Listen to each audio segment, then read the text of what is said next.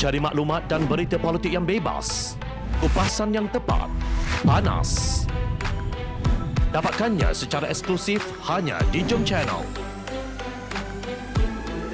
Komitmen kami, pentasan berita Isnin hingga Jumaat. Berbicara dan isu semasa, kami garapkan secara langsung. Panel-panel berkaliber dan profesional. Interaktif, pandangan anda kami raikan. Jangan lupa bersama kami di setiap hujung minggu dalam edisi khas mingguan. Jom Channel, moving forward, sharing a new experience.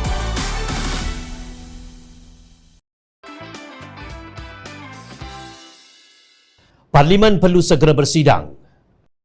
Terlebih dahulu, Jom Channel menzahirkan junjung kasih atas kearifan yang di-Pertuan Agong dan Raja-Raja Melayu mendengar suara hati rakyat Marhain berhubung kegetiran masalah pandemik COVID-19, ekonomi serta sosial yang menimpa negara yang kita cintai ini, Daulat Tuanku. Dalam kenyataan yang dikeluarkan oleh penyimpan Mohor Besar Raja-Raja, Tan Sri Syed Daniel Syed Ahmad, Raja-Raja Melayu sependapat bahawa tiada keperluan meneruskan darurat selepas 1 Ogos. Malah yang diperlukan ialah Parlimen bersidang dengan segera. Raja-Raja pemerintah berpendirian pentingnya dihormati mekanisme semak dan juga imbang antara cabang eksekutif, cabang legislatif dan cabang kehakiman untuk menjamin berlakunya tadbir urus yang telus, berintegriti dan bertanggungjawab kepada rakyat, terutama dalam hal ehwal keuangan dan perbelanjaan negara. Dalam semangat tersebut, Raja-Raja pemerintah menyokong dan senada dengan pendirian Seri Paduka Baginda yang di-Pertuan Agong yang menitahkan agar Parlimen segera bersidang, kata kenyataan itu.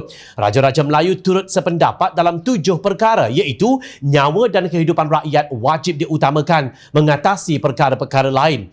Program vaksinasi hendaklah dipertingkatkan dengan mengurangkan kerenah birokrasi agar mencapai imuniti kelompok 80% secepat mungkin. Program menangani wabak COVID-19 hendaklah difahami serta mendapat sokongan rakyat tanpa menimbulkan sebarang keraguan dan tanpa dianggap mempunyai sebarang muslihat politik yang terselindung. Kaedah menangani wabak COVID-19 hendaklah bersifat inklusif. Suhu politik yang semakin panas wajib diredakan. Pentingnya sebuah kerajaan yang stabil dan mendapat keyakinan serta mendapat sokongan majoriti rakyat. Tidak ada keperluan meletakkan negara di bawah pemerintahan darurat selepas Ogos 2021.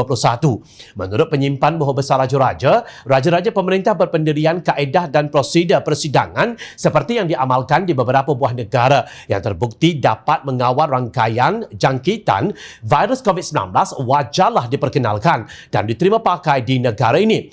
Adalah menjadi kewajipan yang di-Pertuan Agong dan Raja-Raja pemerintah di negeri-negeri untuk mengimbangi pelbagai tuntutan demi menjamin berlakunya keadilan dan menghindarkan kemungkinan sebenar ataupun tanggapan berlakunya sebarang penyalahgunaan kuasa. Raja-Raja Melayu turut menegaskan pentingnya prinsip raja berperlembagaan dan demokrasi berparlimen diterjemahkan melalui budaya pemerintahan yang ada pada setiap masa, meluhurkan perlembagaan negara dan mendaulatkan undang-undang. Tegas kenyataan itu. Untuk mencari maksud titah yang di-Pertuan Agong dan Raja-Raja Melayu itu, Jom Channel merujuk kepada kenyataan pakar perundangan pengerusi kanun Biro Undang-Undang Amanah, Dr. Zulkarnain Luqman. Dalam ulasannya, beliau berkata walaupun Majlis Raja-Raja Melayu tidaklah sampai menggunakan istilah tanda pagar kerajaan gagal, Raja-Raja jelas tidak berpuas hati dengan prestasi kerajaan sekarang ini. Ini isyarat penting kepada Kerajaan Perikatan Nasional bahawa hal ini adalah serius dan perlu perhatian segera. Jika dilihat, kenyataan kali ini langsung tidak menyebut perkataan kerajaan beta sebagaimana kenyataan sebelum ini.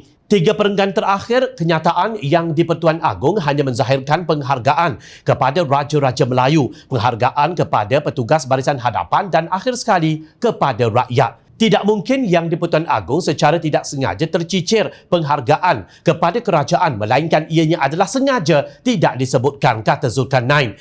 Menurut beliau, titah yang di-Pertuan Agong dan Raja-Raja itu masih menghormati kedudukan dan kedaulatan takhta sebagai raja berperlembagaan dan sebagai institusi dalam perlembagaan tanpa mencampuri bidang kuasa eksekutif dan legislatif. Teguran berlapik bahawa perlunya kerajaan yang stabil dan kukuh perlu dibaca secara terbalik bahawa kerajaan yang ada ini tidak kukuh dan tidak stabil serta tidak berfungsi secara efektif. Cuma, Yang di-Pertuan Agong tidaklah sampai menyatakan tukar kerajaan meskipun hakikatnya nakhoda baharu bagi negara ini perlu dilantik jelasnya.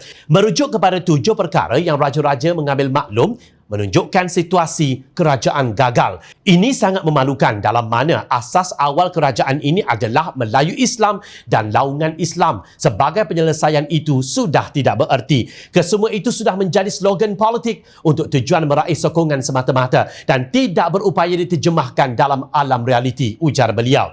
Zulkarnain berpendapat raja-raja tidak berpuas hati mengenai takbir urus tentang hal-hal integriti, khasnya berkaitan perbelanjaan keuangan negara dan institusi parlimen boleh menyemak hal itu. Perenggan akhir kenyataan itu seolah-olah isyarat wujudnya penyalahgunaan kuasa sehingga kini perbelanjaan berkaitan COVID-19 ini khasnya perolehan PPE dan vaksin kesemuanya dibuat secara rundingan terus dan perolehan darurat, ujar Zulkarnain. Justru bila melontarkan beberapa pertanyaan, apakah yang patut dibuat sekarang oleh Perdana Menteri? Tidakkah beliau berasa kesipuan dengan layanan raja-raja ini kepadanya?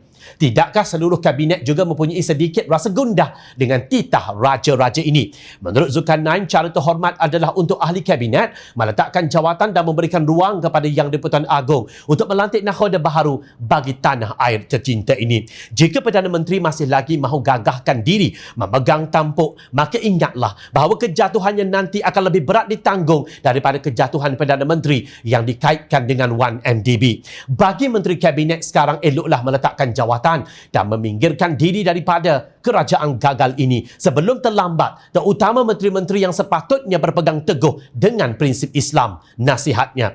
Setelah ditempelak oleh Yang di-Pertuan Agong dan Raja-Raja Melayu, adakah kerajaan tebuk atap ini menginsafi keterlanjuran mereka? Adakah mereka akan senada bersama rakyat Merahain dengan menjunjung kasih titah Raja-Raja Melayu ini? Jangan ke mana-mana, saksikan rentasan seterusnya.